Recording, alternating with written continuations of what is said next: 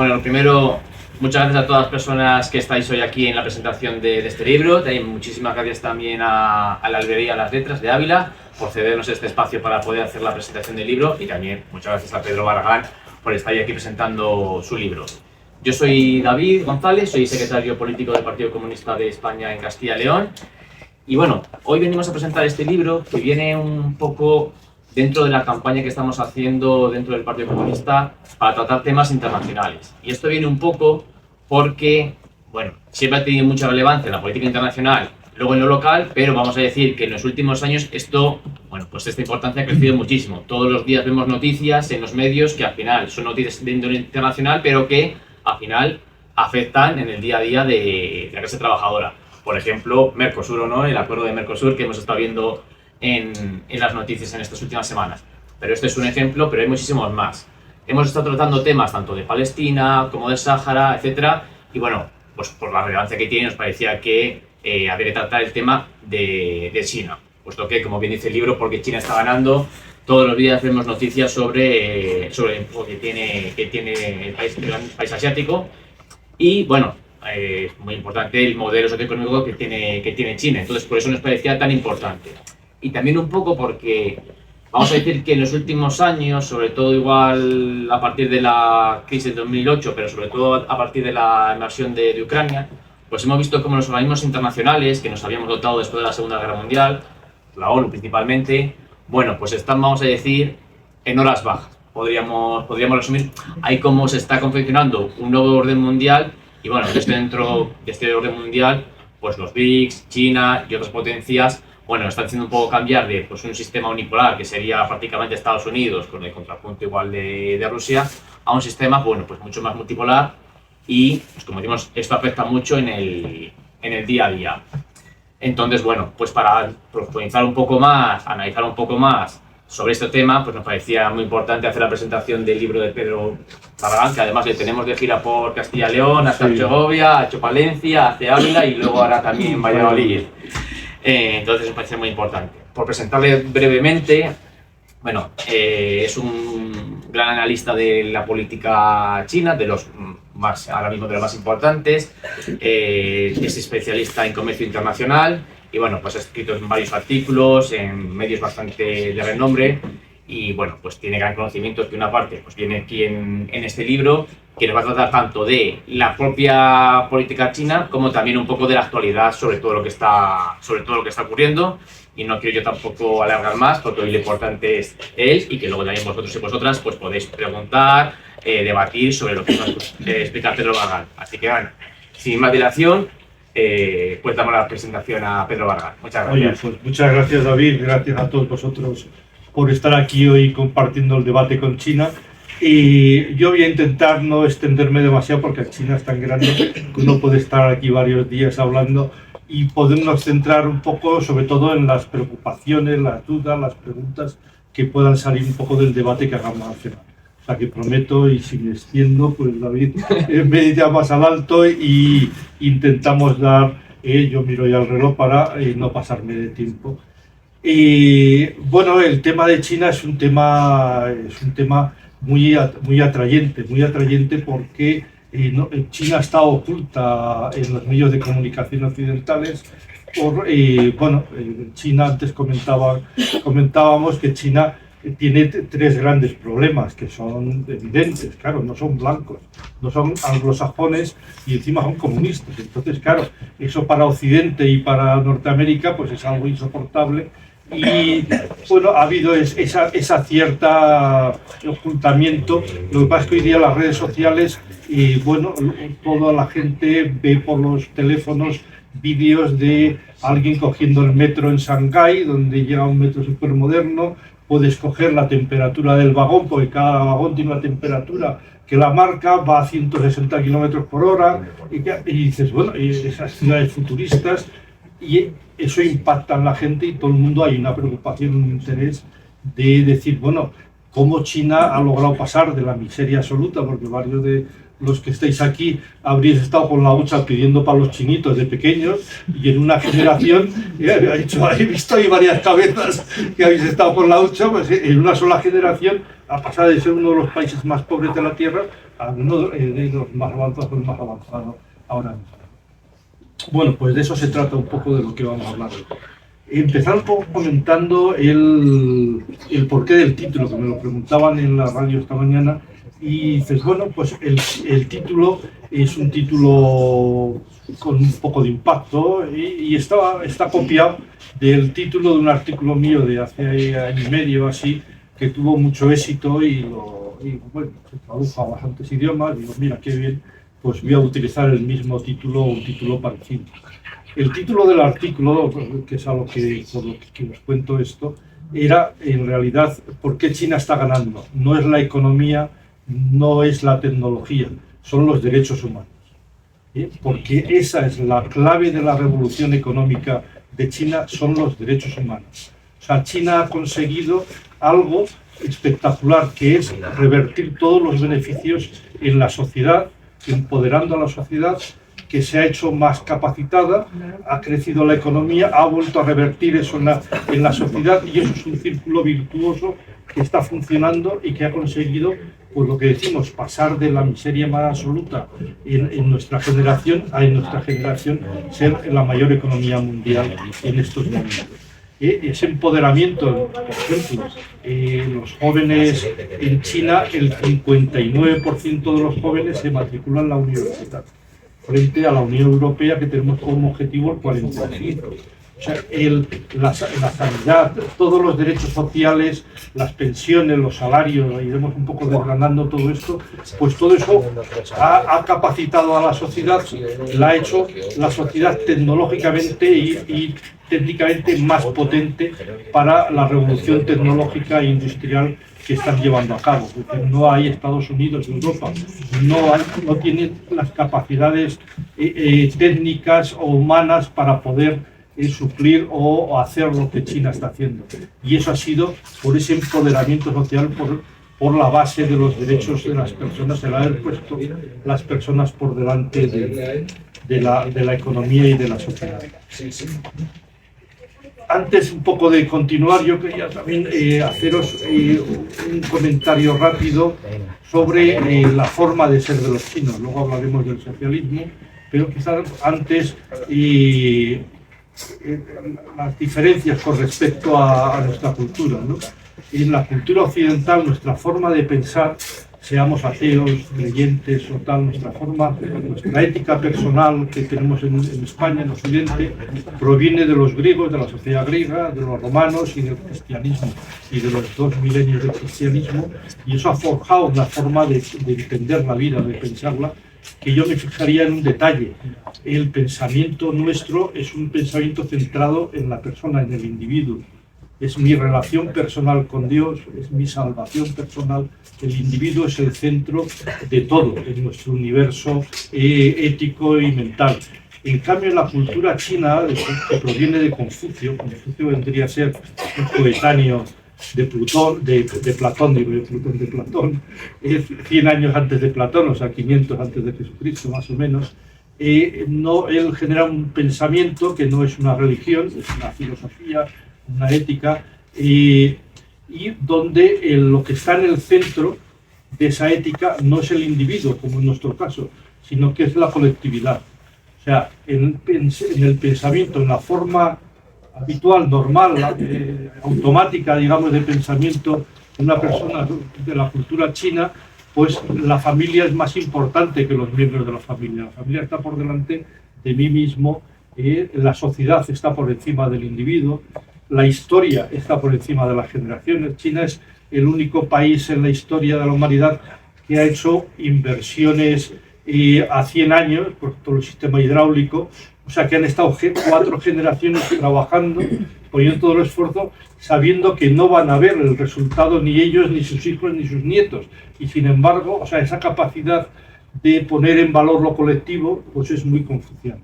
La otra característica del confucianismo que nos interesa un poco para el debate es el mérito. Confucio fue el que introdujo el mérito en la sociedad, fue el que introdujo ya en el 300 años antes de Jesucristo, introdujo, no él, ya había muerto, sus seguidores introdujeron las oposiciones. Había que garantizar que los que gobernaban eran los mejores, y para eso se les examinaba, y surgieron las oposiciones que hoy conocemos también en España, surgieron ya en el año 300 antes de Jesucristo en ese sentido, y la sociedad china es una sociedad muy meritocrática, que eso tiene una serie de ventajas para la gobernación y tiene algún inconveniente que también podemos ir destacando. Un poco por situarnos, digamos que el Partido Comunista Chino ha hecho una buena simbiosis de la corriente marxista de pensamiento y del confucianismo como una cierta ética, o sea, ha conseguido fusionar ambos pensamientos y bueno, está resultando de una forma coherente. No ha sido así toda la vida, porque el confucianismo en los años anteriores a la Revolución China, en la época de las guerras del opio, etcétera, y de la Primera República, el confucianismo lo utilizaron las clases dirigentes para dominar al pueblo. Y entonces tuvo mala prensa entre los revolucionarios.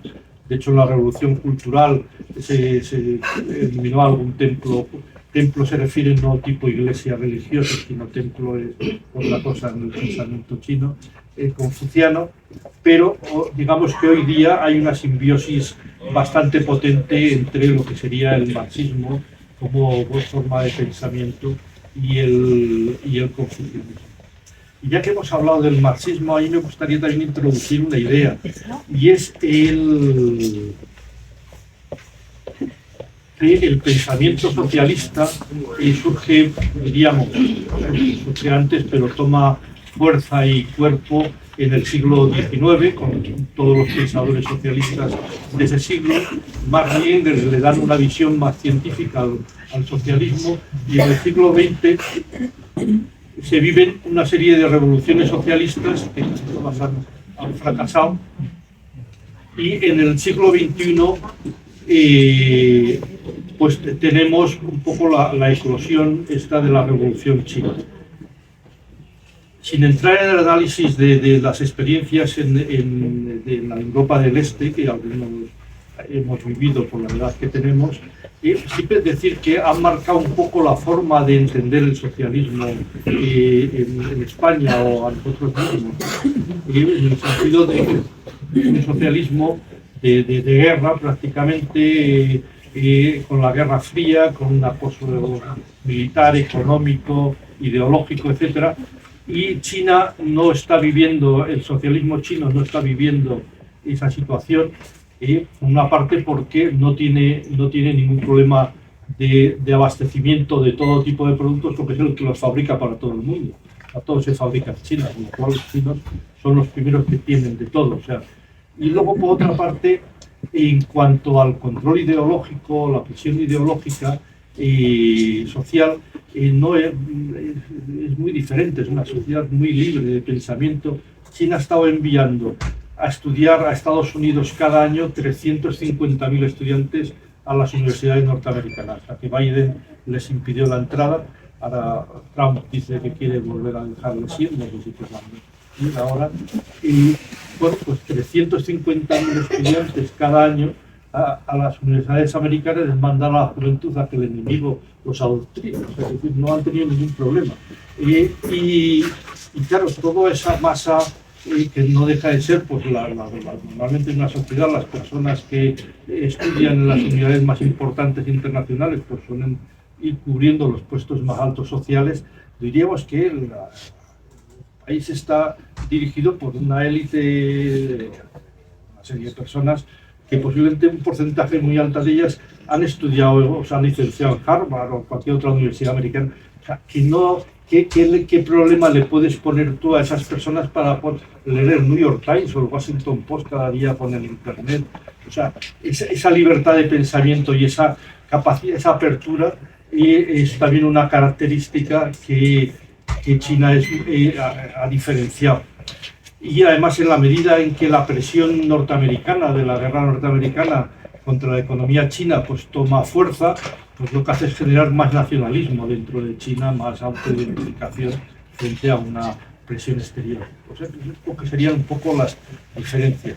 Y ahora diríamos otra diferencia muy importante, ya que estamos hablando del socialismo, y es que la experiencia china es la primera vez en la historia que un país socialista demuestra en la práctica que es más eficaz económicamente para resolver los problemas de la sociedad que el capitalismo. O sea, es la primera vez que demuestra, esto es una especie de espejo o de faro para todo el sur global, a todos los países de África, de América Latina, del sur de Asia, arruinados sistemáticamente con las políticas neoliberales que hemos impuesto desde Occidente, y de repente China demuestra que con una alternativa socialista es capaz de resolver los problemas de la sociedad y que además es capaz de aventajar al país más aventajado del capitalismo, que es Estados Unidos.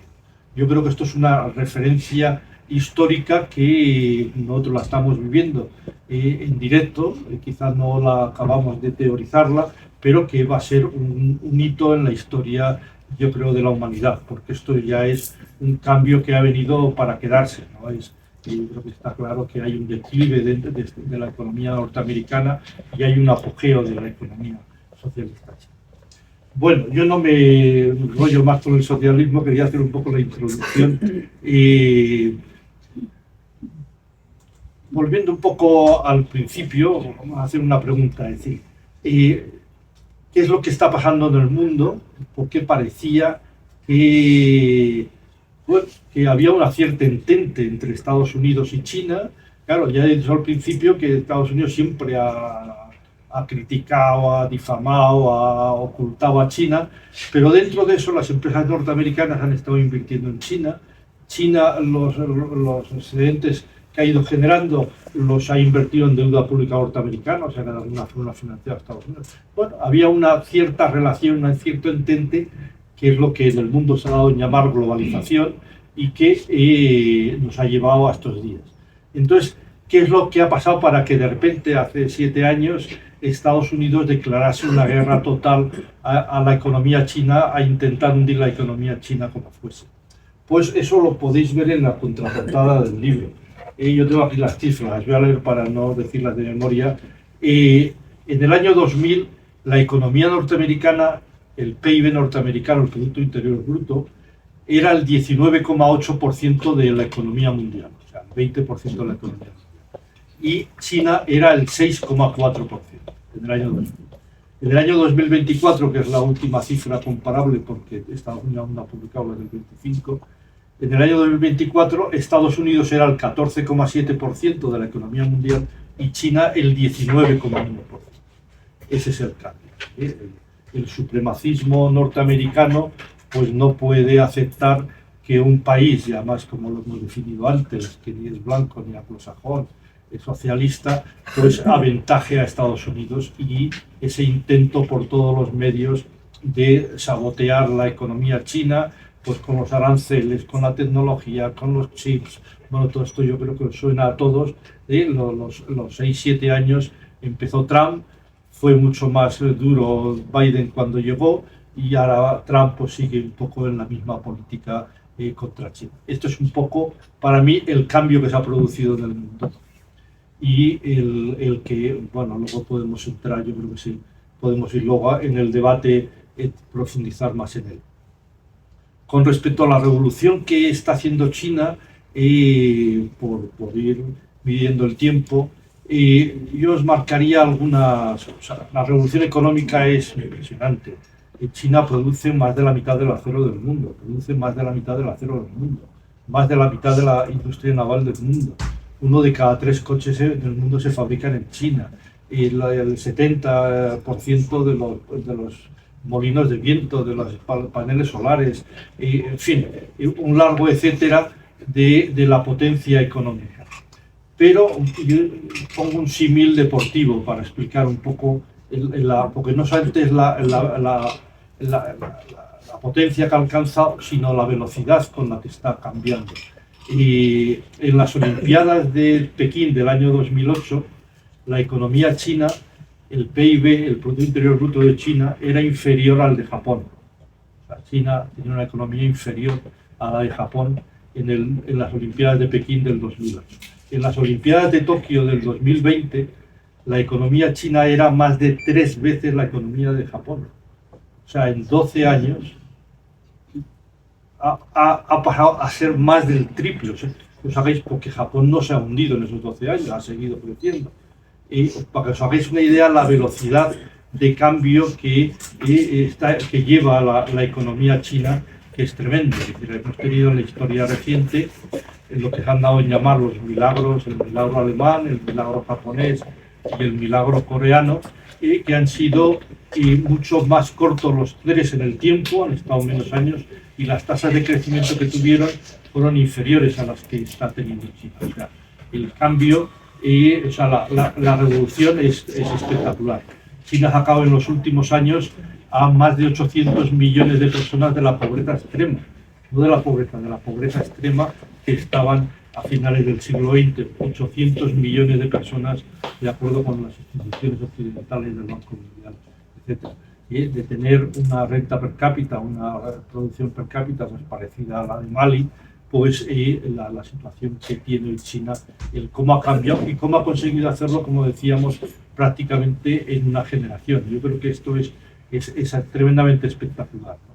Por eso decíamos que esto ya no hay quien encierre esto y lo oculte, porque es que se sale por los poros y todo el mundo lo ve, porque todo el mundo viaja hoy día, en fin, esto.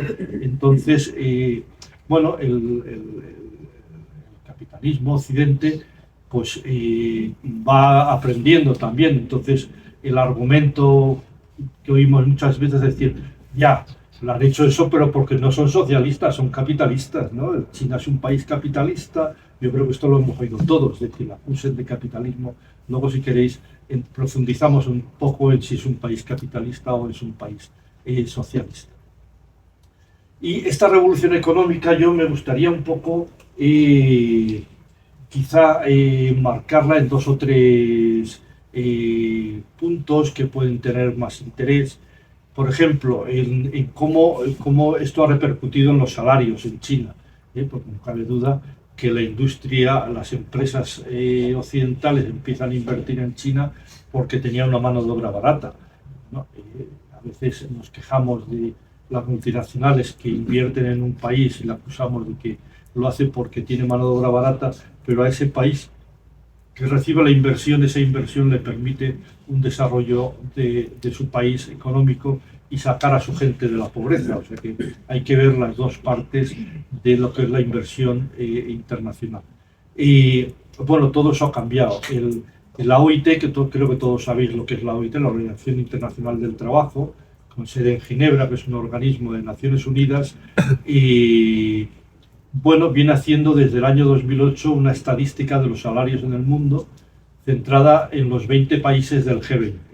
La clasifica en países desarrollados y países en desarrollo, pero vamos, no vamos ahora a distinguir tanto para no alargarnos, y hace el cálculo del crecimiento de los salarios reales, o sea, descontada la inflación, y con igualdad de poder de compra en cada país, teniendo en cuenta los tipos de cambio, etc. Y el resumen que podéis ver en el libro, que hay varias gráficas explicativas de los salarios, pues del año 2008 al 2024, que son las últimas cifras publicadas, pues los salarios en estos 20 países han oscilado, no vamos a detallarlos, pues yo creo que entre el menos 10% de Italia, creo que es Italia, que en realidad ha tenido una bajada salarial del 10%, porque los salarios han crecido menos que la inflación, y el más alto, pues que está por el 20%, o sea, en esa horquilla del menos 10 y más 20 acumulados como crecimiento salarial del 2008 al 2024, y de ahí hay 2 excepciones. Una es Rusia, que tiene un 30 y pico % de crecimiento salarial, si no me equivoco, y luego China, que tiene un 300 y pico % de crecimiento salarial. O sea, en el caso de China, la OIT ha dejado de publicar las estadísticas de salarios separando China y el resto del mundo, que por ejemplo estos años que han bajado los salarios en el mundo cuando hemos tenido más inflación y se han quedado los salarios atrás, los salarios mundiales seguían creciendo, porque el crecimiento de China compensaba toda la bajada salarial del resto del mundo.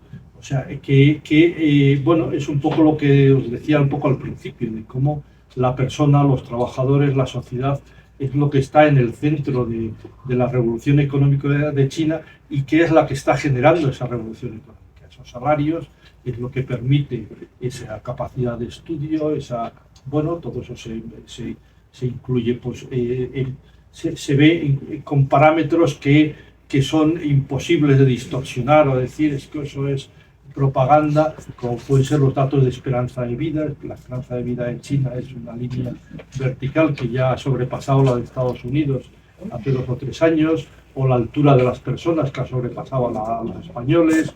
O sea, hay todos esos, el nivel de fallecimientos en las salas de partos. Bueno, hay toda una serie de indicadores sociales que muestran la realidad, el salto tan espectacular social que ha hecho. La otra característica que yo os quería comentar es la clase media en China. Los chinos lo que hablan es de que intentan buscar que toda la sociedad esté moderadamente acomodada, o algo así lo dicen. Bueno, es difícil porque hay que traducirlo del chino al inglés, del inglés al español, y no se pierde con los conceptos. Pero, bueno, lo están consiguiendo, Ahora veremos luego también las desigualdades, no solamente las virtudes, vamos a ver también algunos los problemas que tienen. Los datos de la clase media en China, estos son datos, los tenéis y además podéis verlos en gráfico y bien explicados en el libro.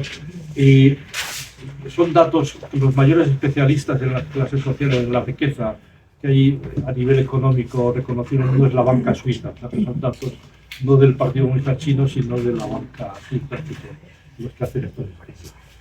En China, el 65% de la sociedad está en la clase media, el 65%, y el 18% en la clase baja.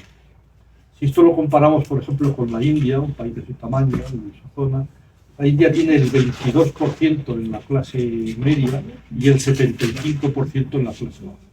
O sea, 65 media de China, 22 de India, 18 de baja en China, 75 de India. Y la media mundial, empujada también por la propia tamaño de China, pues la clase media es un 32% y la clase baja es un 55%. O sea, China está haciendo la clase media mundial más importante. Es que ahora incluso se le está definiendo como que China es la clase media. Hay un cuadro que podéis ver, que es un rectángulo por donde a la izquierda del gráfico está el 10 del rectángulo, está el 10% más pobre del mundo, luego el 10% siguiente, tal, y a la derecha del todo el 10% más rico del mundo. ¿Os imagináis puesto? Y ahí están por países o grandes países del continente. Claro, la pobreza del mundo está en África, América Latina y el sur de Asia. Y la riqueza está concentrada en Occidente, en Europa y Estados Unidos. Y el grueso de la clase media mundial, el grueso de todas esas partes central, está en China. O sea, ha conseguido que la cola que le queda de pobreza en China pues sea pequeña o sea, que este empoderamiento que os comentaba al principio, que es la base del progreso y de la revolución económica de China, no es que, además yo diría esto, que no es que los chinos sean más inteligentes que los españoles o los americanos, no, porque además no han nacido corriendo con una estrella que les ilumine, sino que han ido avanzando pues con error, corregir, equivocar, ¿no? Pensemos, por ejemplo, en el gran salto adelante de la época de Mao para poner en marcha la siderurgia en China, en las comunas agrícolas, pues eso le costó a China unos cuantos millones de personas muertas de hambre, porque subió la economía, la agricultura y no había para dar de comer a todo el mundo. O sea que no es una cosa, bueno, han ido probando y han ido encontrando el camino. Yo creo que esa es un poco la inteligencia que tenemos los humanos de ir encontrando, ir probando, ir viendo este no es el camino, pues voy en este sentido. Y la idea, ya que hemos hablado un poco de esto, vamos a hablar de las clases medias y tal, de las desigualdades. China, pensemos que China es un país, como todos, en proceso, pero los países en desarrollo, a veces desde Occidente tendemos a tener una visión un poco eurocéntrica de los países en desarrollo, y nos sentimos superiores porque nuestro concepto de la homosexualidad, de la mujer y tal, está por encima del que existe en otros países culturalmente más atrasados. Yo creo que esto es un tema que hay que ser muy cuidadosos cuando uno piensa en países, yo qué sé, las barbaridades que hemos oído de Afganistán, de cómo está la mujer desde que salieron corriendo los americanos. La mujer en Afganistán está exactamente igual que antes de irse los americanos, no ha cambiado en nada. O sea, además fueron ellos los que montaron el yihadismo y tal para echar a los soviéticos. O sea, la mujer, pero en cambio ahora nos llenan la cabeza con la mujer de Afganistán para como para darnos a entender que qué bien estaban cuando estaban los americanos. Estaban exactamente igual, aparte de 50.000 personas en el centro de Kabul occidentalizadas, el resto del país vivía como vive ahora. O sea, que hay que tener cuidado en el sentido de no utilizarla. Dicho esto, que no sé por qué lo decía, el tema, decía que es un proceso, país en el proceso, porque yo creo que la mayor fuente de desigualdad en China se encuentra entre el mundo rural y el mundo urbano. La población activa, la clase trabajadora activa, los trabajadores en activo en el sector primario son el 22,8% de la población laboral. O sea, el 23% trabajan en el sector primario y producen tan solo el 6,4% de la producción nacional. O sea, claro, el resto, los que trabajan en la industria y en los servicios, pues tienen una capacidad de producción de riqueza o de economía que es 4 veces la del sector agrario. Entonces uno dice, bueno, vaya atraso. Bueno, es que hace 4 días estaban en el 80% de la población activa, estaba en la agricultura, ahora ya solo están en el 22%. Pensar que en España estamos en el 3,5% de la población activa. O sea, que esto es un proceso que no es que tú no puedes decir de repente en un día, decir, pues ahora todos trabajando en la industria hay que construir las ciudades, en fin, es un proceso y es el proceso que se está moviendo. Claro, eso genera, esa diferencia de productividad genera que la renta por hogar de los hogares urbanos es prácticamente el doble de la renta de los hogares rurales. Es un proceso que se va acercando y es que eso explicaría un poco la mayor desigualdad. También habría otra desigualdad que sería el tema de, bueno, China ha construido en esta generación ciudades gigantescas, ha movido del campo a las ciudades a 600 millones de habitantes y lo ha hecho de una forma bastante ordenada, porque no hemos oído nada en ese sentido, nadie. Mientras que yo recuerdo, yo viví en el Pozo del Tío Raimundo en los años 70, en los años 60-70, Madrid, Bilbao, Barcelona estaban rodeados de decenas de miles de chabolas, donde, en fin, una huida del campo a las ciudades, como pasa en toda Sudamérica, en Brasil, en todos estos países, pues las chabelas rodean las ciudades de la emigración. En China eso lo han conseguido hacer de una forma ordenada, han ido construyendo las ciudades por delante de la migración y, bueno, pues son esas ciudades que vemos ahora y nos sorprenden, tan modernas. Pero, bueno, eso ha dado alguna desigualdad en cuanto al control de la emigración, porque eso lo han hecho buscando una cierta regulación de la emigración a las ciudades para que no se desbordase. Eso yo diría en cuanto a otro de los temas, por ir soltando una serie de frases y pensando en que nos dé tiempo 5 o 10 minutos más para que cojáis la palabra y centramos en los temas que más nos interesan. Yo creo que el tema de la contaminación es un tema, yo creo que ya antes había muchas preguntas sobre ello, cada vez menos, porque yo creo que esto ya empieza a ser muy sabido por China es el país más grande del mundo, es el que tiene más de todo. Entonces se trata de decir, hablar de lo malo, y como es el que más tiene tanto de lo malo como de lo bueno. Y claro, China tiene mucho, os puedo asegurar, no me sé la estadística, pero os puedo asegurar que China tiene muchísimos más accidentes de trabajo que Andorra. O sea, no hay duda. O sea, entonces, claro, si lo comparas así siempre en términos absolutos, que es como se contó, China, hemos estado leyendo toda la vida que era el país que más contaminaba del mundo. Y mira, es que las emisiones de CO2 per cápita, por persona, son la mitad de Estados Unidos, son la mitad de Canadá, son inferiores a las de Alemania, son parecidas a la española. Y España es un país de turismo, nuestra industria es el turismo, y ellos tienen toda la industria contaminante en China, y resulta que contaminan per cápita como nosotros. O sea que hay que entender, además lo que pasa es que eso ya ha pasado a la historia porque la revolución ecológica que se está produciendo en China, ya todos lo vemos con los coches eléctricos, la energía solar, las 3/4 partes de las energías renovables del mundo se están implementando en China, las 3/4 partes. Europa, que éramos aquí los adalides de la descarbonización y de la lucha contra el cambio climático, acabamos de sacar una ley echando atrás la fecha del fin de los coches de combustión para que los coches eléctricos chinos no se puedan vender en Europa y se sigan vendiendo el gasoil. O sea que, en fin, o sea que en este sentido yo creo que esto ha habido un cambio tremendo. Además salen muchos vídeos por ahí con la reforestación gigantesca que están haciendo rodeando los desiertos de China con grandes bajas forestales para, en fin, hay una transformación que ya, en fin, es conocida, no voy a insistir con ella. También tenéis mucha información y cuadros en el libro, todos los que os interesa el tema.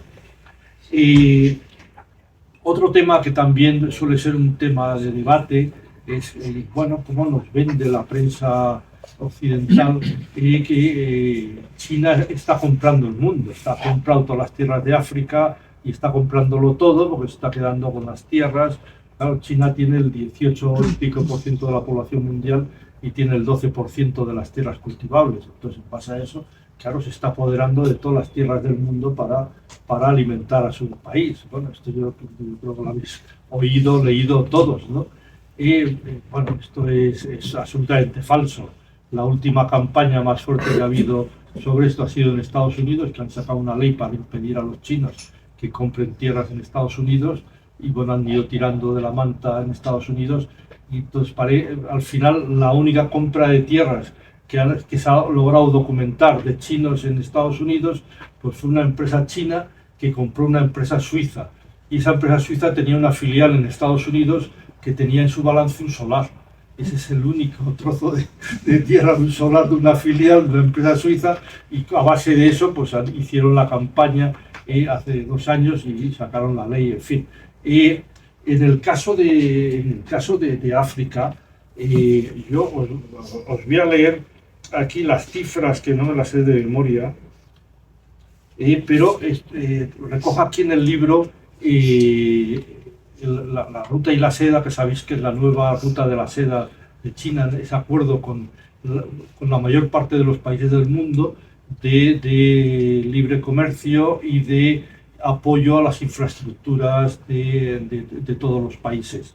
Y en el caso de África, el balance de los 10 años de la ruta y la seda en África, pues China ha construido 10.000 kilómetros de ferrocarriles en la línea Mombasa-Nairobi, de Addis Abeba a Djibouti, de Abuja a Kaduna, en fin, otros.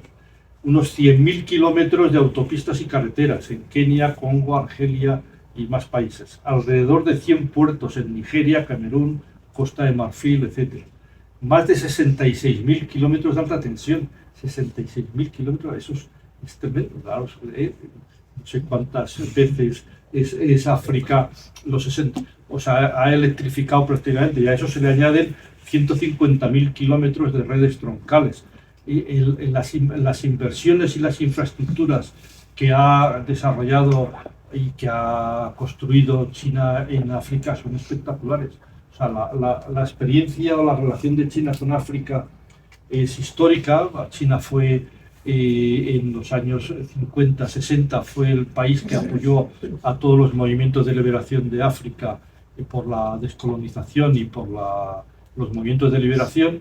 Y cuando consiguieron la independencia apoyó a todos estos gobiernos. Yo no sé si os acordáis imágenes de los soldados chinos construyendo en Tanzania una línea de ferrocarril para llegar al mar. Y bueno, China era tan pobre como eran en esos momentos, como eran todos los países africanos. O sea, que ha mantenido siempre una... Y a las cifras que os he hablado de infraestructuras, pues escuelas de capacitación agraria, inversiones en universidades, apoyo, en fin, que la relación de China con los países, con el resto del mundo es muy diferente a la relación que nosotros hemos vivido. Y nos abstraemos un poco y si quitamos de la historia los dos últimos siglos, los siglos de la humillación que dicen en China, con las guerras del opio, etcétera, donde China ha estado ocupada por los ingleses, por los occidentales, quitando esos dos siglos, en los últimos 3 milenios o 4 milenios, China ha sido la mayor economía del mundo y la mayor potencia militar del mundo, sin ninguna duda. Esto es algo histórico.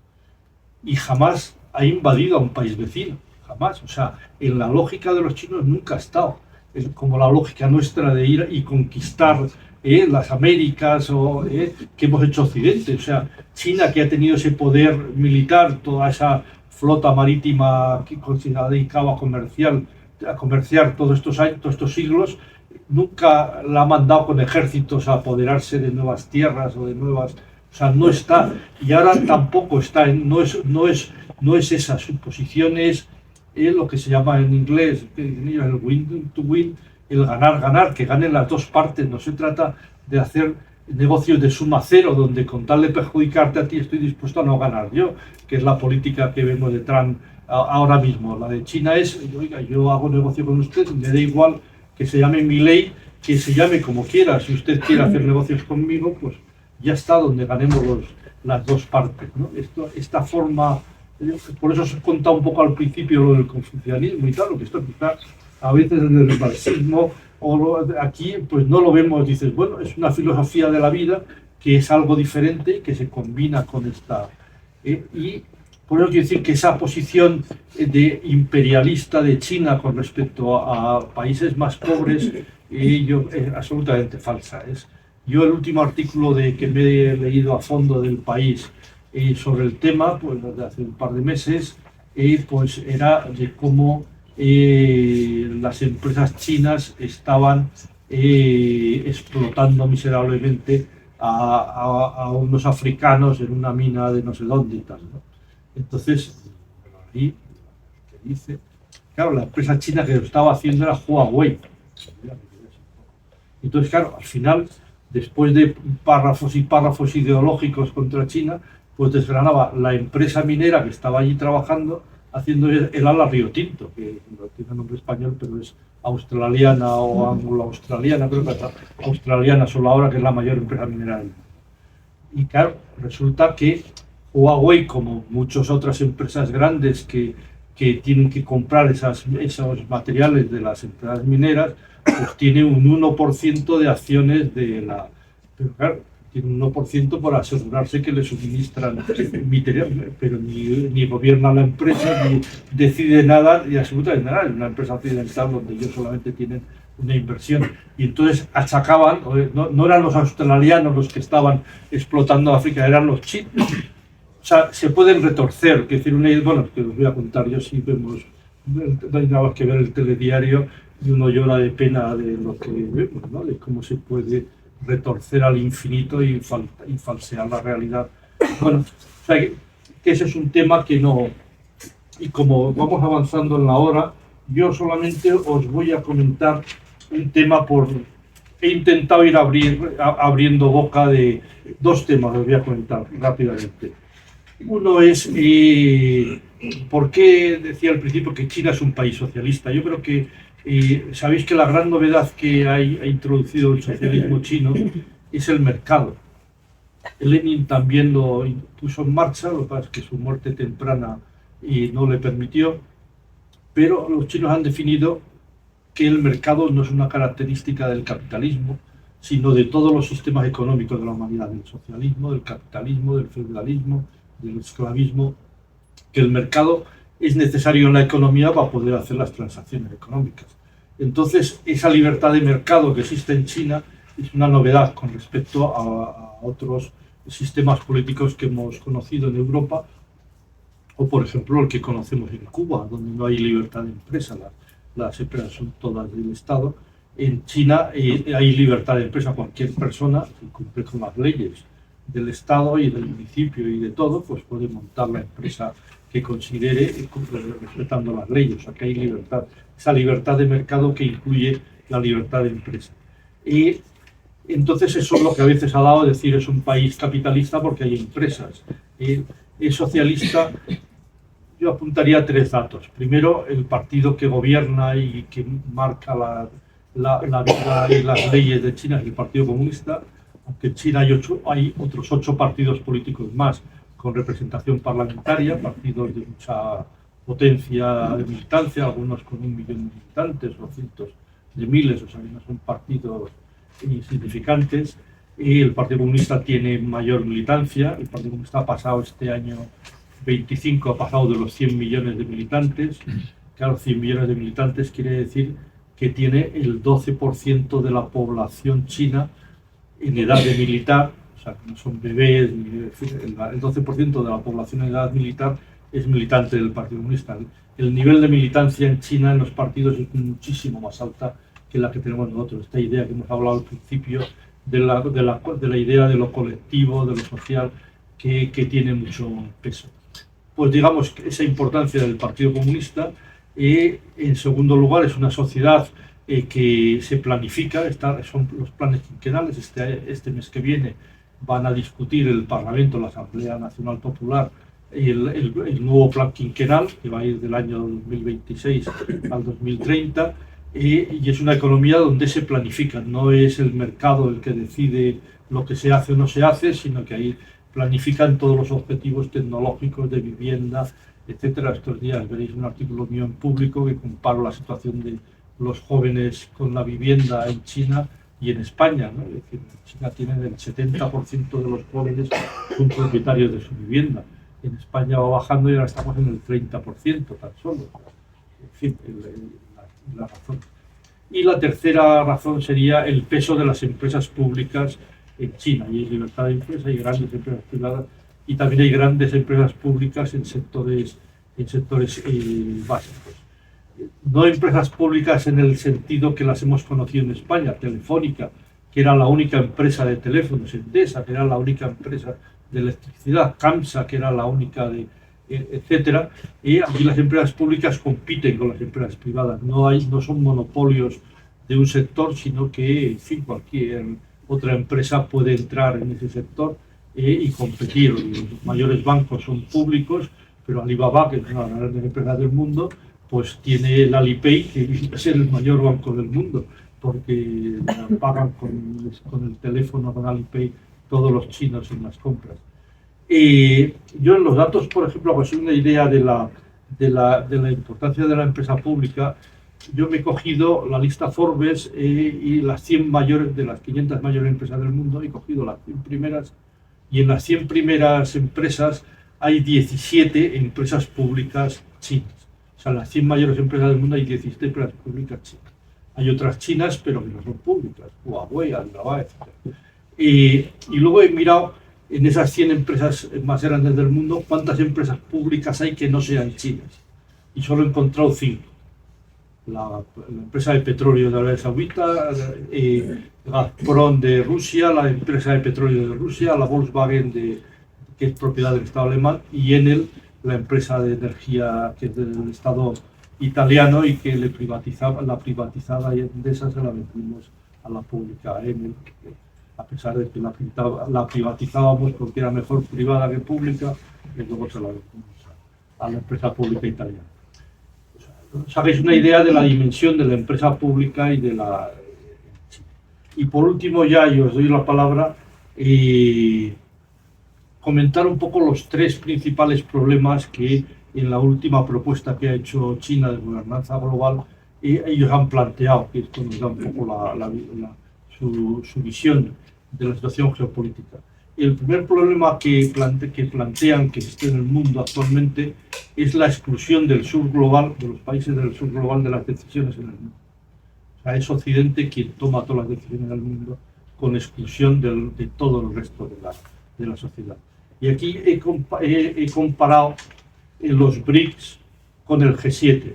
La población de los países, ¿sabéis lo que son los BRICS? Los BRICS es Brasil, Rusia, India, China y Sudáfrica, más todos los que se han adherido estos 2 últimos años, pues que viene a ser la mejor representación del sur global, pues los BRICS representan el 48,69% de la población mundial, prácticamente la mitad. El G7, el 9,72%, 10%, o sea, 5 veces más los BRICS que el G7. El Producto Interior Bruto de los BRICS es el 39,34%, o sea, 40%. El del G7 el 29,44%, o sea, el 30%. O sea, los BRICS son un 33% de mayor tamaño económico que el G7. En cambio, el derecho de voto en los organismos internacionales, en el Fondo Monetario Internacional, Banco Mundial, etcétera, el de los BRICS es el 12,9% y el del G7 el 38,6%, que más 4 países como España y tal, que no estamos en el G7, y si estamos en la línea occidental, pues suman el 50%. O sea, el sur global no tiene ninguna capacidad de decisión en los organismos internacionales. Veremos ahora, en la medida en que el Estados Unidos está abandonando, se ha marchado de 200 organismos estos meses, ¿no?, desde el año pasado, que termina. El segundo problema que plantean es la manipulación del derecho internacional y de la ONU, y el secuestro de la ONU. Esto, pues, bueno, después de lo que estamos viviendo con Gaza, es tremendo cómo todo el derecho internacional se lo están pasando Occidente por donde quiere, y están bloqueando totalmente en Naciones Unidas todas las decisiones o todas las propuestas de apoyo a Gaza se han bloqueado en el Consejo de Seguridad y no ha prosperado nada. O sea, hay una auténtica, y ahora ya la última iniciativa de Trump de la Comisión por la Paz de Gaza, pues ya apaga y vámonos, ¿no?, del punto donde están llegando. Y el tercer punto que plantean es el abandono de la Agenda 2030. Yo no sé si sabéis lo que es la Agenda 2030. La Agenda 2030 es a principios del siglo. Naciones Unidas tomó una cierta conciencia social y se planteó que había que resolver los problemas de la humanidad. Y se hicieron la lista de los principales problemas de la humanidad y se plantearon unos objetivos para el año 2030, por eso Agenda 2030, unos objetivos para el año 2030 de resolver esos problemas que se identificaron. Unos problemas que luego se han llamado ODS, Objetivos de Desarrollo Sostenible, y que la ONU va midiendo cada año cómo progresan. La situación en el último informe de los objetivos de la Agenda 2030, pues era que el 17% de los objetivos está progresando, el 35% de los objetivos están estabilizados y no progresan, y el 48%, casi la mitad, están en retroceso. Y los que más están retrocediendo es el hambre y la pobreza. Estamos en un mundo donde, pues bueno, el neoliberalismo nos ha llevado, pues, a la situación que conocemos. Pues yo lo dejo aquí y os veo muy serios y damos un poco la palabra y nos centramos. Yo, si queréis, vais haciendo, por ejemplo, 2 o 3 preguntas y lo digo para que sea más rápido y dé más tiempo a más gente a hablar. Pues espérate, un aplauso, obviamente.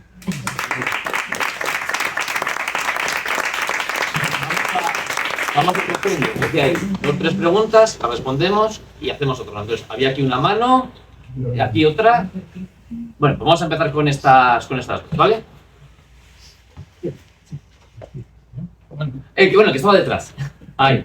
Bueno, quería hacer una pregunta. Un poco más alto para que se escuche luego bien. Seguramente no es fácil. Parece que el nuevo orden mundial, Estados Unidos quiere mantenerlo manu militari, es decir, y descaradamente. Yo quería, no es la primera vez que hago esta pregunta a un experto sobre China, ¿cuál es el nivel militar de China de verdad? Es decir, ¿puede ser suficiente para servir de disuasión a Estados Unidos? ¿O Estados Unidos, que va a hacer valer su supremacía militar, se puede llevar el gato? Siguiente pregunta. Bueno, se da la circunstancia de que yo iba a hacer dos preguntas. Una, que nos hablara de por qué el país donde se están construyendo más portaaviones con mucho es China. Sí, en torno de 30 que están construyendo, 22 en China. El resto del mundo. Y segunda cuestión, que nos hablaras de que explicases, que pudiésemos entender los acontecimientos en la plaza Tiananmen, ya hace 10 años o así, que nos expliques el tema de la libertad política de los ciudadanos chinos. Bien. Mira, Bueno. pues cogemos también esta que está aquí, esta tercera, y así aprovecha. Sí. Pues yo precisamente quería hablar de eso, de cómo es la democracia en China, si la participación política es posible, la libertad de expresión, cómo se toma la disidencia. Eso. Pues respondemos estas. Para la siguiente. Hacemos estas tres. y Venga, luego la pues siguiente. oye, vamos un poco por el orden, que aunque esto de hablar del tema militar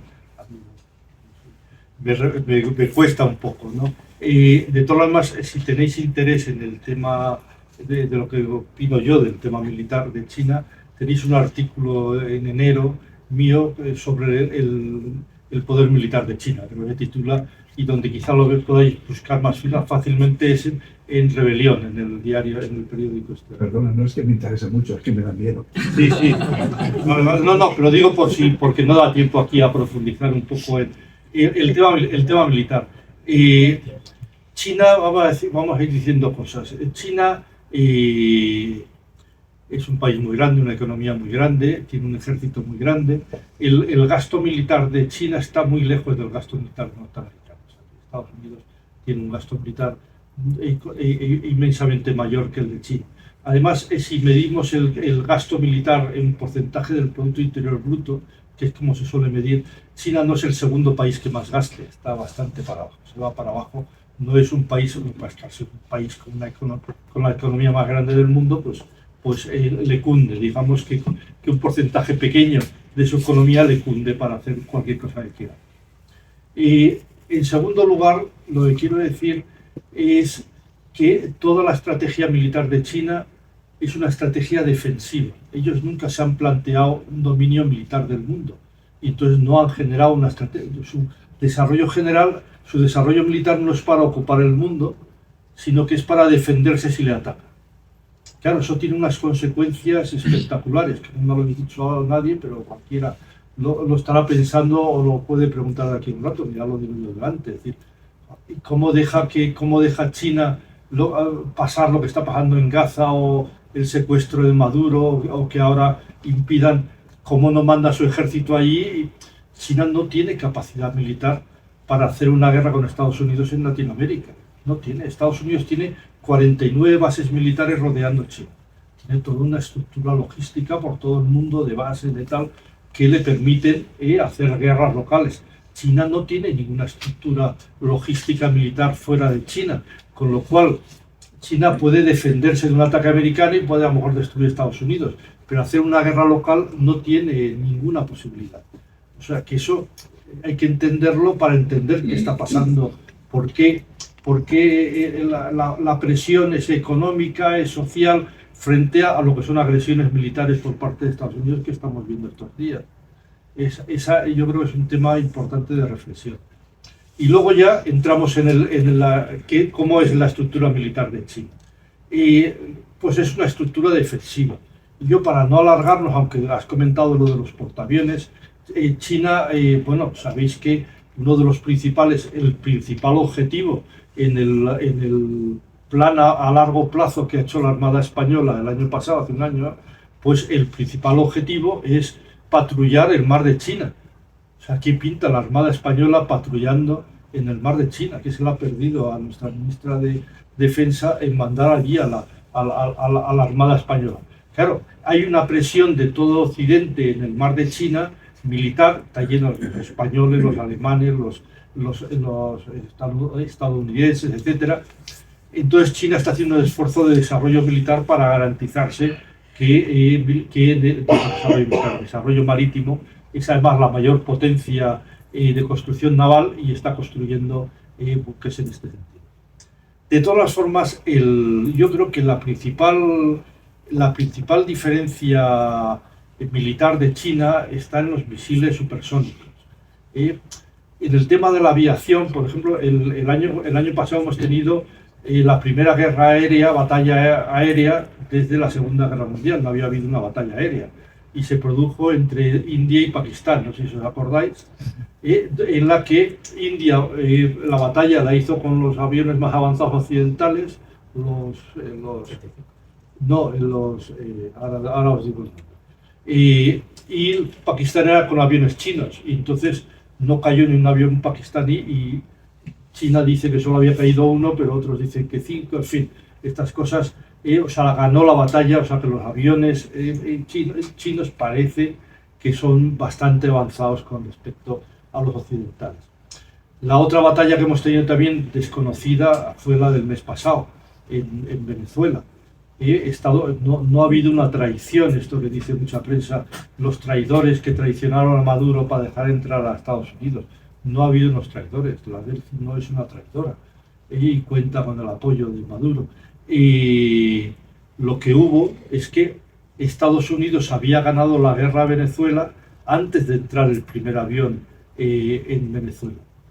O sea, Rusia lleva bombardeando las instalaciones energéticas de Kiev 2 años y siguen con luz. Estados Unidos apagó la luz de Venezuela haciendo así.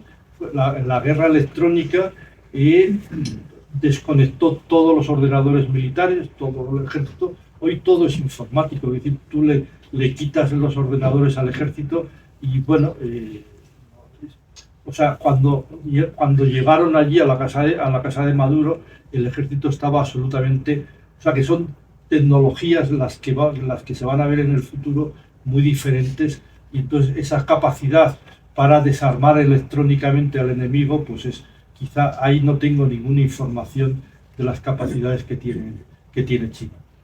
De la información que yo tengo proviene de los informes del Pentágono pidiendo dinero a la Cámara de Representantes en Estados Unidos. Es que China tiene y pide dinero para poder. No sabemos si eso son exageraciones del Pentágono para que le den dinero, porque China no cuenta lo que tiene militarmente. Diríamos que donde ese aparato defensivo con los misiles, estos que vimos en parte el 8 de septiembre, en el aniversario de la guerra antifascista, bueno, tradicionalmente digamos que un misil, pues si un misil lo disparas de Pekín a Los Ángeles, pues yo que sé, a 12.000 kilómetros por hora, 10 Mach, pues debe tardar media hora o 1 hora en llegar allí. Pues el sistema, el escudo antimisiles que nos vendió Reagan, pues consiste en tener radares cerca de Pekín, de donde supuestamente pueda salir el misil, detectarlo, y entonces una vez que lo has detectado, le calculas la trayectoria y lo interfieres. Esos son los famosos escudos antimisiles. Los radares tienen 500 kilómetros, los más potentes tienen 500 kilómetros de distancia. Claro, si el radar lo pones en Los Ángeles, para cuando detectas el misil ya no te da tiempo a hacer nada.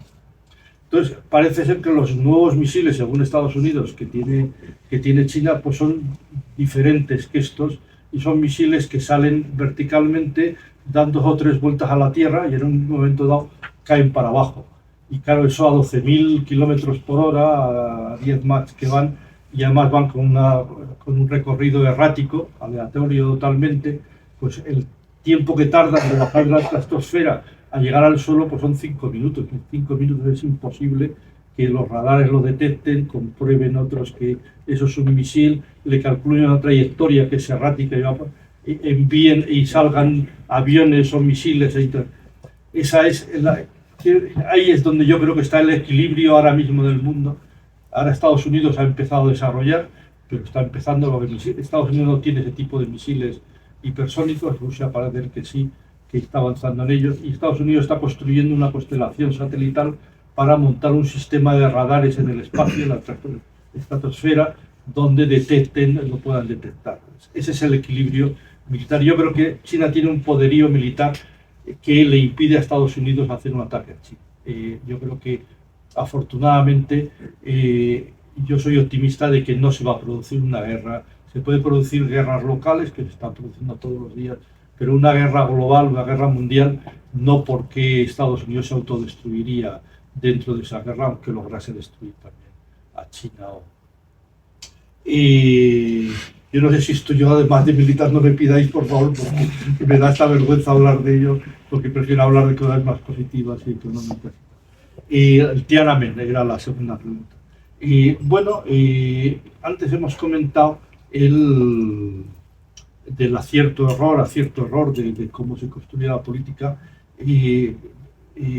Bueno, aquí en Occidente se nos ha vendido la idea de que el pueblo chino, los que estuviesen allí en Tiananmen, se levantaban contra el comunismo, y eso fue un poco aparte de esa imagen que alguien me la refería el otro día, de un estudiante puesto de pie delante de una fila de tanques y todos los tanques parados. Fíjate, ponte aquí delante de la fila de tanques, que no te da tiempo al fotógrafo a hacerte la foto de pie, porque estás plano debajo del tanque.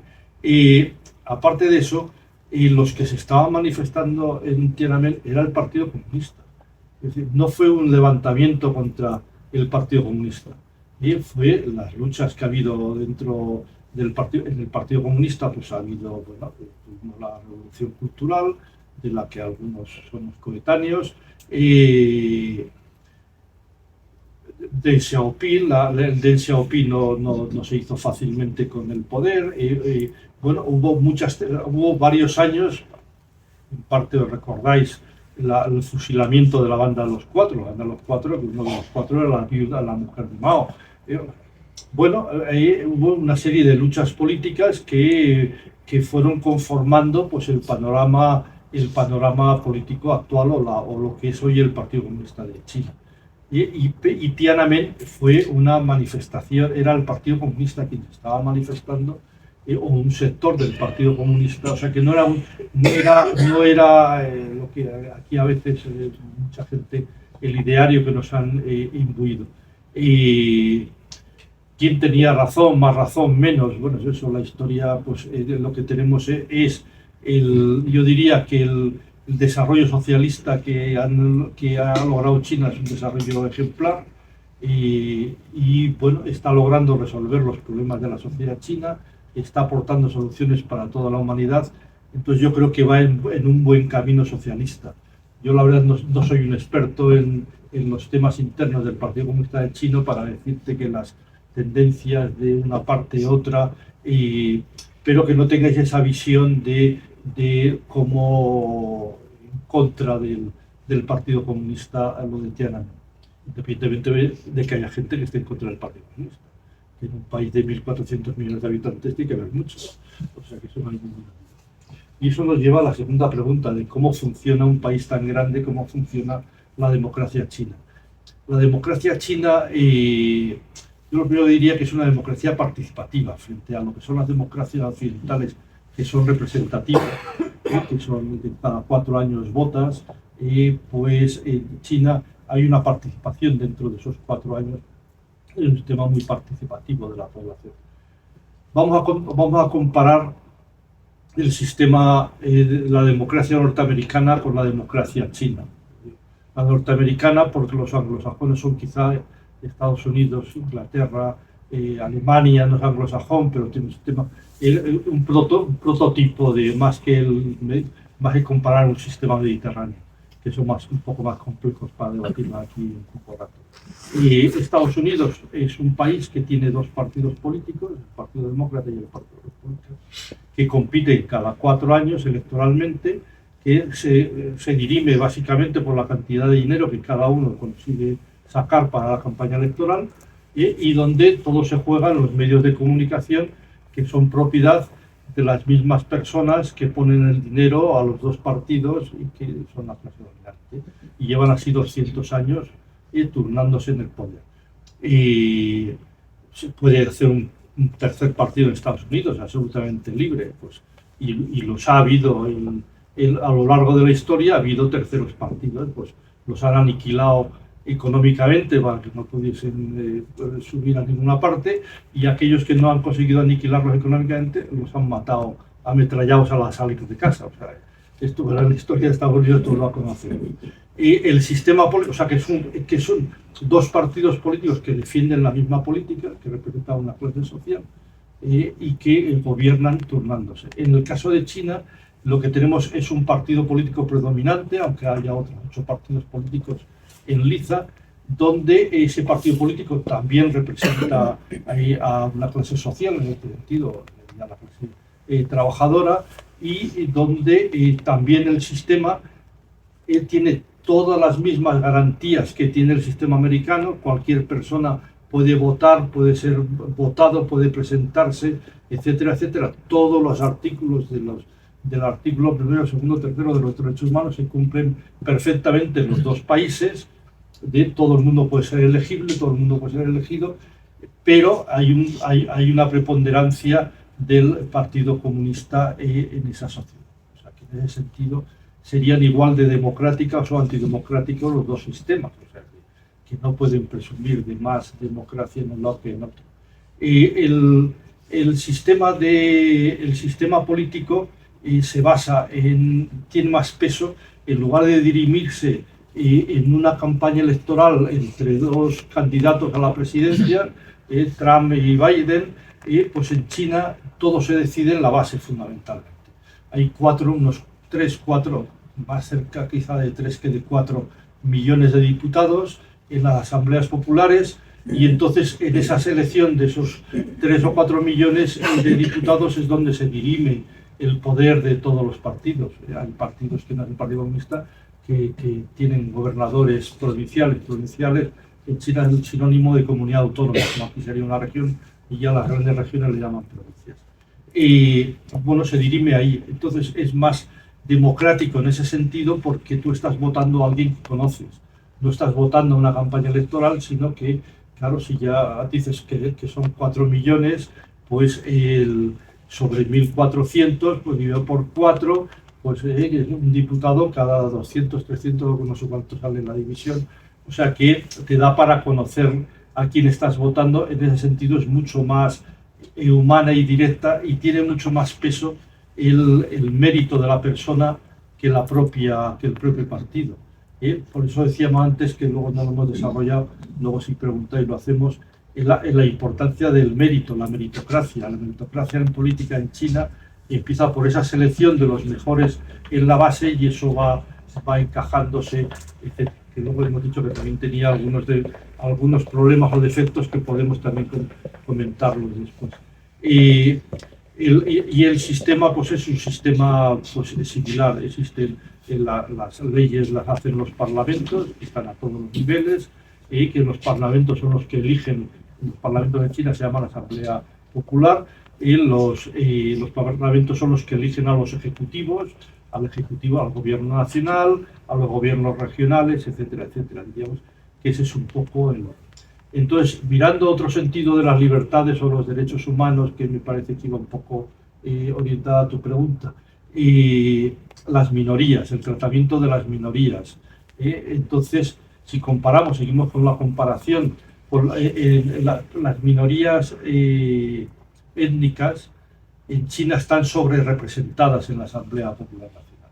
O sea, el porcentaje de diputados que hay de las minorías es mayor que el porcentaje que representan en la población total. Esos los datos los tenéis en el libro y no me los sé de memoria. No voy a hacer la lista, pero hay un capítulo dedicado a eso, que al sistema democrático, y en cambio en Estados Unidos las minorías, los latinos, más los afroamericanos, están infrarrepresentados con respecto al porcentaje que son el porcentaje de latinos y afroamericanos en la Cámara de Representantes es inferior a lo que son estas minorías en el conjunto de la población norteamericana.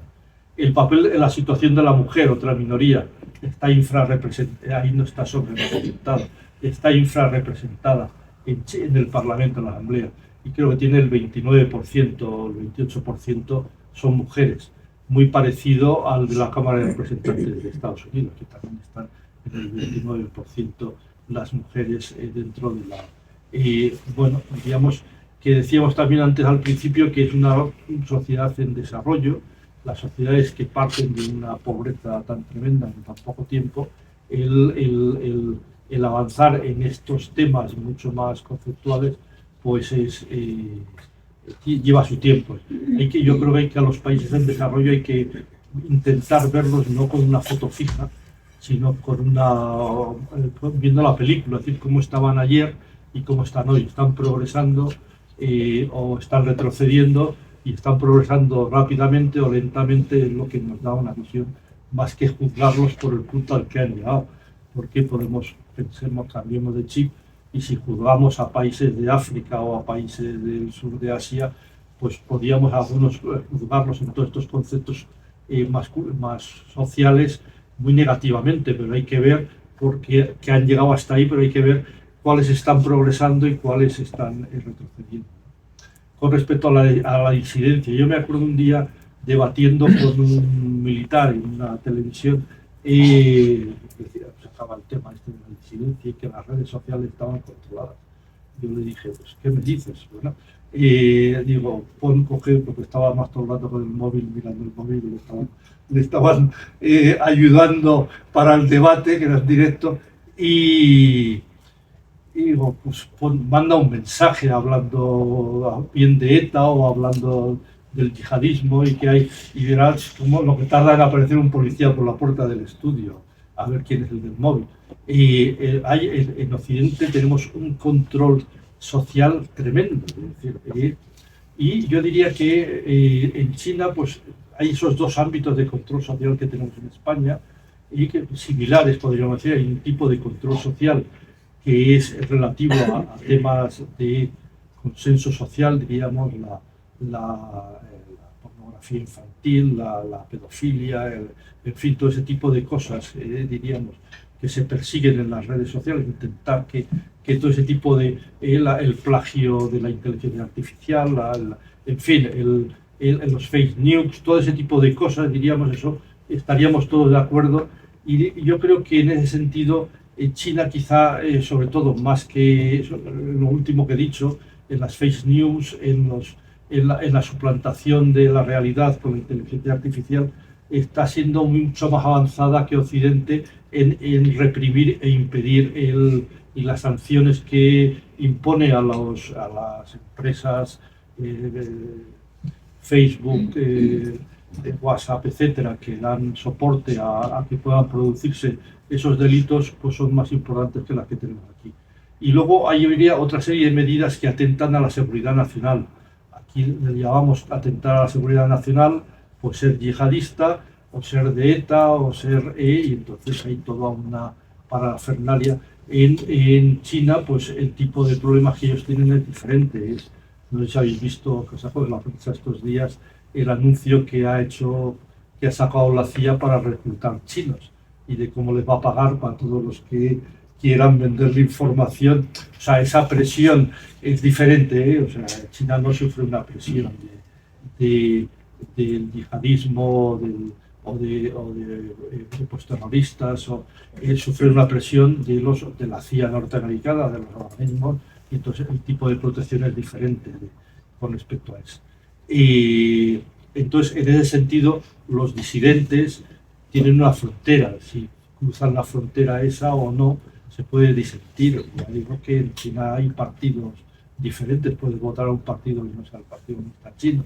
Lo que pasa es que luego en China, por esa presión ideológica de Occidente, hay personas que salen de China y hacen profesión de vida, de vivir, de hablar mal de su país, ¿no? Y entonces saben que tienen todos los platos de televisión, los medios, etcétera, para lo mismo que le ha pasado a Rusia. Es decir, saben que si es capaz de escribir 3 páginas va a tener el Nobel de Literatura, aunque no sepa escribir, porque es antichino o es antirruso. Pero bueno, digamos que eso es parte de lo que... Venga, más preguntas. Vale, espera, a ver, que había una mujer que estaba por aquí, luego ella y luego él. No sé quién había pedido aquí la palabra. Bueno, pues vamos a empezar esta pregunta, y alguien más, un poquito más de brevedad en las respuestas y la última pregunta. Pues empezamos por aquí y luego ella. Sí, yo quiero hablar de la dimensión espiritual del ser humano, cómo se persigue en China la espiritualidad, por ejemplo, ¿no? Y concretamente con el grupo Falun Dafa, que era un grupo budista con principios, y los aniquilaron a todos, ¿no? Esa parte del comunismo me da mucho, o de los chinos me da mucho miedo, ¿no? Esa falta de respeto a la dimensión espiritual y el comunismo en general, ¿eh? Materialismo dialéctico en la que te dicen, ¿no?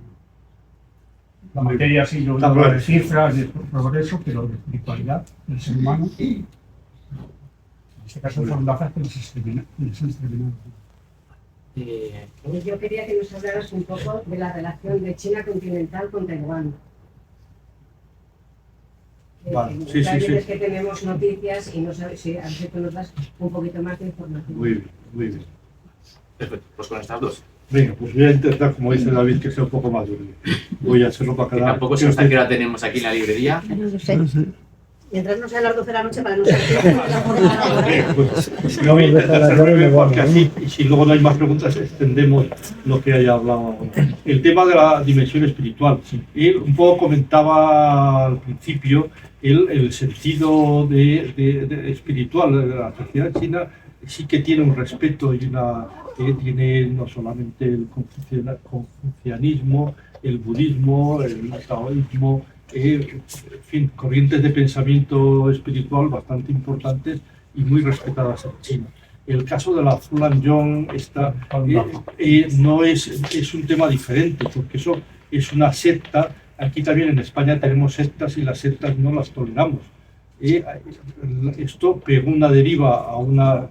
Y entonces las sectas están prohibidas en China, y esto es una secta, y bueno, de hecho los comportamientos que se ven en Madrid, aquí no sé si los veis alguna vez, pues en fin, ese es el tema, el respeto a la espiritualidad totalmente, pero las sectas que aducen a las personas y les cambia su comportamiento y sus actitudes, en fin, lo que todos sabemos lo que son las sectas, hay una clasificación en Naciones Unidas, etcétera, pues no están toleradas en China.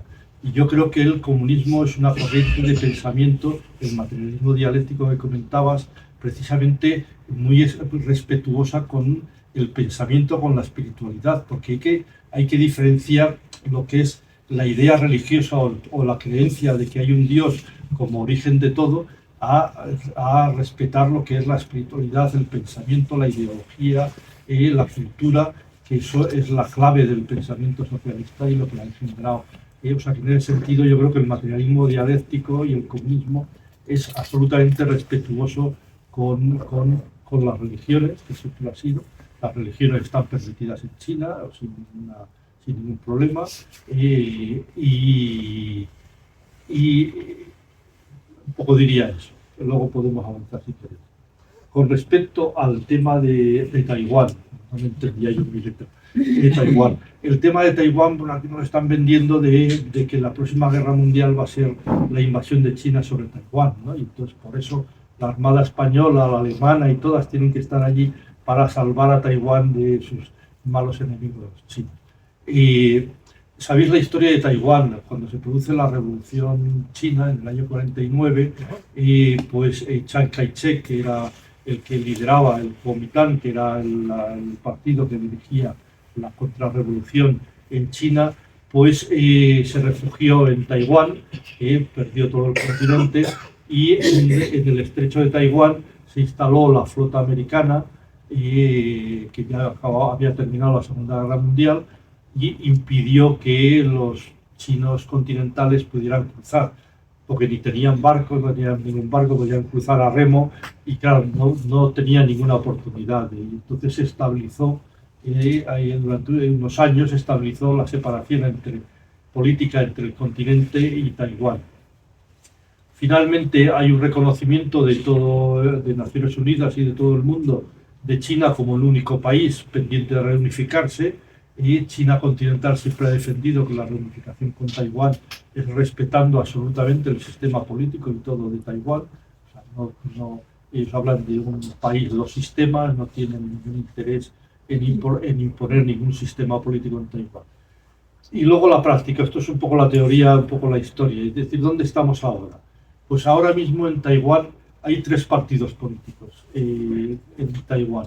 Yo no me sé los nombres de los partidos de Taiwán, lo siento, podéis, ya como digo todo el rato, podéis consultarlos en el libro. Hay un partido político que es independentista, que es el que está gobernando no porque tenga la mayoría absoluta, sino que tiene la mayoría relativa, y los otros 2 partidos que son pro unificación con el continente se presentaron separados. El partido más pro continente, curiosamente, es el Kuomintang. El Kuomintang, que después de pues 70, 80 años de historia, pues ha evolucionado y ya no es y es el partido más pro continente de Taiwán. De hecho, los 2 partidos pro continente tienen mayoría absoluta en los parlamentos, y por eso el gobierno está muy limitada a las decisiones que puede tomar en contra del continente, porque en el parlamento pierde todas las elecciones. De hecho, este verano la ley en Taiwán permite convocar elecciones anticipadas, no generales, sino por circunscripciones, y entonces el partido gobernante seleccionó las que, según las encuestas, era un diputado de la oposición, y ellos creían que podían ganar, y hicieron 20 o 30 o 40 distritos, hubo elecciones y los perdieron todos, no ganó ni una sola votación. O sea que el sentimiento mayoritario en Taiwán sigue siendo pro-continente. En esta situación, ahora pensar un poco, decir, cualquiera que tenga un poco los dedos de frente, China continental nunca haría una guerra o algo contra Taiwán cuando la mayoría de la población le está dando el apoyo y quiere la unificación. O sea que eso es un tema complejo, y bueno, ahora sabéis el viraje que ha pegado Japón. Además, esta mujer ha convocado elecciones anticipadas y las ha arrasado. Esperemos que no nos pase lo mismo a nosotros. Y esta mujer es una supremacista japonesa que defiende el militarismo y un poco volver a todo el desarrollo militar de Japón. Esperemos a ver dónde termina. Y una de las cosas bandera que ha tomado es con Taiwán. Entonces ahora mismo se están hasta suspendiendo los vuelos comerciales entre Japón y China por el deterioro de relaciones que hay por el tema de Taiwán. O sea que China, en este sentido, nunca va a tolerar la independencia de Taiwán, pero es que tampoco los taiwaneses quieren la independencia. O sea, esto es un poco como veo yo la situación en Taiwán. ¿Quiero añadirte algo? Con esta y terminamos para que termine el tiempo a firmar los libros, ¿vale? Añadir que esta Falun Dafa, lo único que dice es verdad, benevolencia y tolerancia. Si además es una secta, puede ser, ¿no? No, yo le he oído los papeles que pone Arturo Soria en Madrid, allí donde el centro comercial Arturo Soria, las cosas que pone son mucho más gordas que tú. Lo digo porque yo iba al lado y los veo al pasar. O sea que hay una Falun Dafa en Madrid, que están allí enfrente de la embajada china montando el teatro. Vale, pues yo creo que para que tampoco se nos alargue mucho más y pueda firmar los libros y tal, yo creo que damos aquí por concluida. Dar las gracias a Pedro Barragán por la ponencia, también a la librería de las letras y a todas las personas que habéis venido. No somos todavía aquí el 12% de la población del Partido Comunista de España. Estamos en ello, ¿no? Yo creo que poco a poco. Entonces, bueno, siempre quien quiera sumarse al Partido Comunista de España y Izquierda Unida, pues siempre estamos abiertos. Así que muchísimas gracias.